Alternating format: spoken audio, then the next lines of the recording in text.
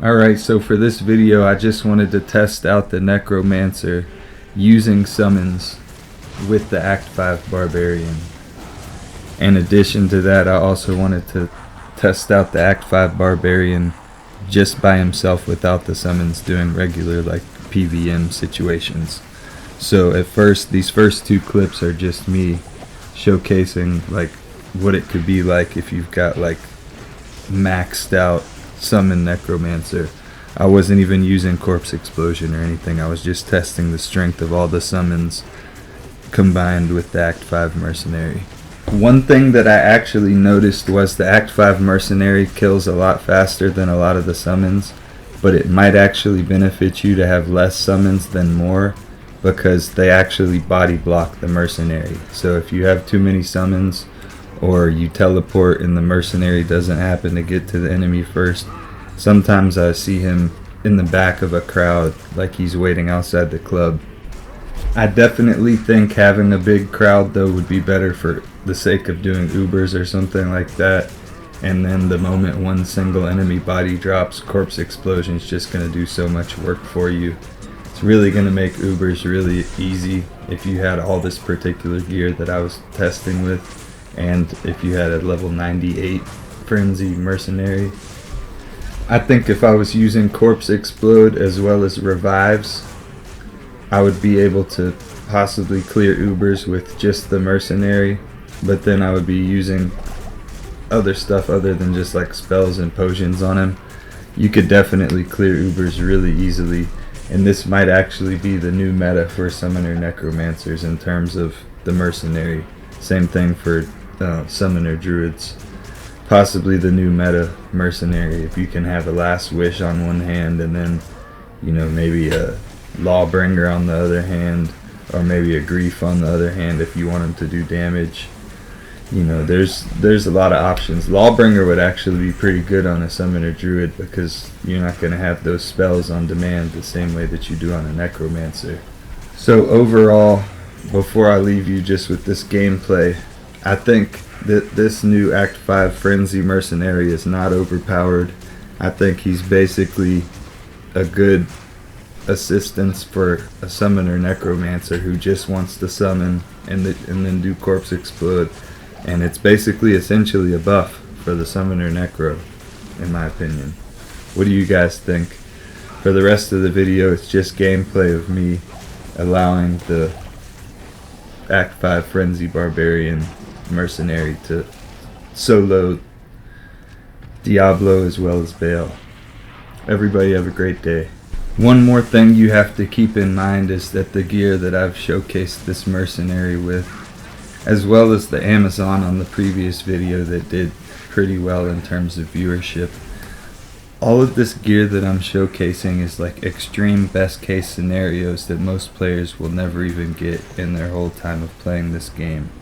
Unless they do a bunch of trading and really just go for that one build, it'll take you probably months, even if you're on D2 JSP or something, to acquire the amount of +5 all res small charms, all these other things that some of these builds that I've showcased the Mercenary with, to be able to just stand there and let the Mercenary do certain things. There's certain factors involving the gear that I'm using where it's just the gameplay mechanics at work. Like if you were to nerf certain things too much, you're going to make the Act 5 Merc useless. He's only looking amazing because I'm putting certain gear on him that synergizes together in a way that makes him look amazing. And I'm casting Decrepify, I'm casting Amp Damage, I'm using Blessed Aim, I'm using Fanaticism auras and stuff. I've got Battle Orders on him. I've got all this stuff going on. He's got Last Wish. You know, four Jaw runes. A Burr rune and a Sur rune. Only rune that's even like anywhere near mid to low level is the Mal rune, and that's a mid rune. So I mean, it is what it is. I think that if anything was overpowered, it was the Holy Fire Paladin, and I didn't think that was.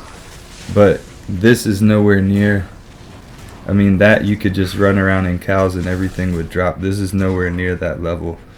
You can do everything and more that you can do with this mercenary by playing yourself and do it 10 times faster.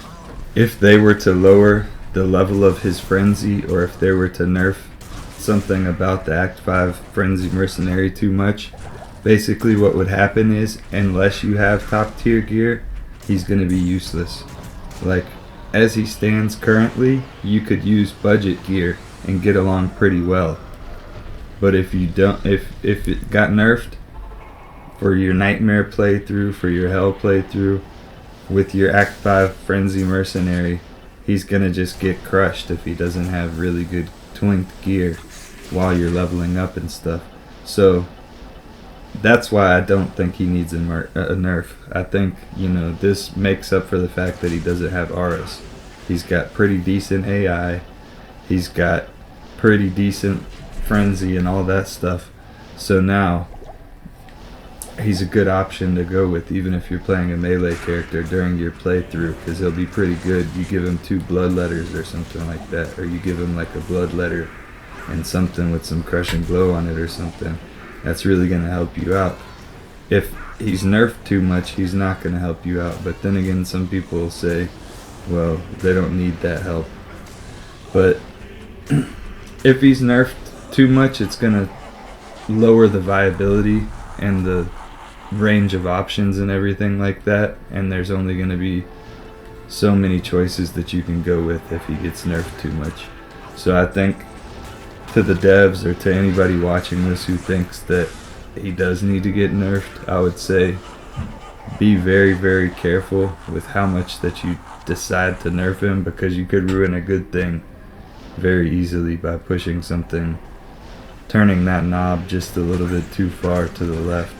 Because I think he's in a good spot right now. I haven't tested him with crappy gear, but I imagine that he'll do decent. You know, not in hell with crappy gear, he'll get destroyed. You know, you gotta have good res, you gotta have life tap, you gotta have all these certain things, life tap or life leech. You gotta have all these certain little aspects covered for the mercenary. You gotta have cannot be frozen. You know, you gotta have a sham rune in the helmet, or you gotta have a sword or a piece of armor that has cannot be frozen. So there's certain things, you know, it's expensive to make this mercenary godly. It's gonna cost you a sham rune at least. And then, you know, you could have like a visionary mod helmet with a bunch of attack rating, a bunch of percent to attack rating, and have a sham rune, and then have like a 15 IAS jewel with like 15 res or something like that. I mean, it's not a cheap mercenary to make amazing. That's the point that I'm trying to drive home.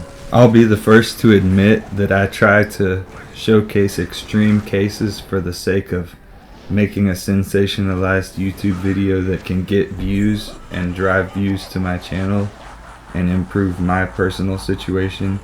But on the same note, from the standpoint of excitement and interest, I think that this type of change to the game is nothing but a good thing. There may be some purists who find it unnecessary or find it overpowered or whatever the case may be, but I think from a creative standpoint, for me being a content creator, I think from a business standpoint, I think from a social standpoint, I think something like this, something like the Infinity being able to be made in Amazon Spears, those are the type of things that revitalize the excitement and the passion for the game.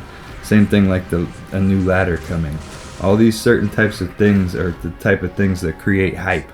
Like new rune words. We should have new rune words coming in the future that have like chance to cast on them.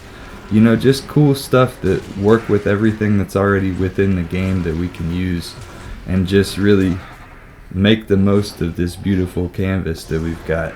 I said that I was going to just leave you with the gameplay, but I wound up on a little rant, a stream of consciousness, if you will. Hope everybody has a great day, though. I'm going to end it here. Take it easy, and I'll catch you on the next one. Oh yeah, if you like or subscribe, or leave a comment, or even a dislike, it helps a whole bunch. Take it easy.